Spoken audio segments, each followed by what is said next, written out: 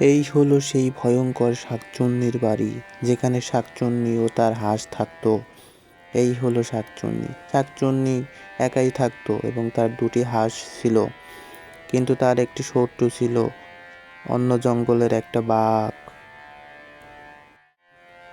এই হলো সেই ভয়ঙ্কর জঙ্গল, যেইখানে ভয়ঙ্কর বাঘ থাকতো এবং সে গর্জন করছে, কারণ তার অনেক ক্ষুধা লেগেছে এবং সে মনে মনে চিন্তা করছে এখন তাকে কিছু শিকার করে খেতে হবে।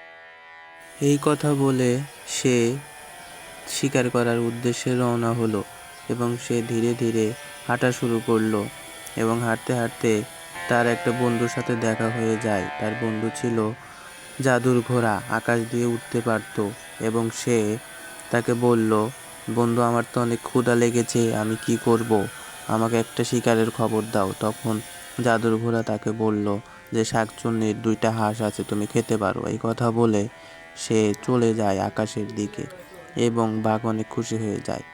এদিকে শাকচুন্নি তার হাঁস দুটোকে দেখে অনেক খুশি হয়ে যায় এবং সে চিন্তা করে তাদের জন্য খাবারের ব্যবস্থা করবে এবং এই কথা বলে সে সেখান থেকে চলে যায়।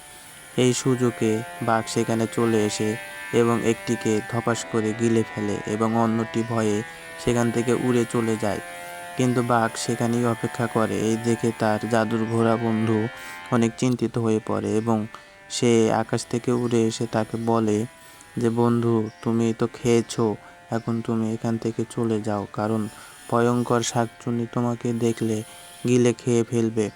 এই কথা বলে সেখান থেকে সে জাদুর ঘোড়া আকাশের দিকে আবার উড়ে চলে যায় এবং বাঘও সেখান থেকে দৌড় মেরে চলে যায়, কারণ সে শাকচুন্নিকে অনেক ভয় পেত।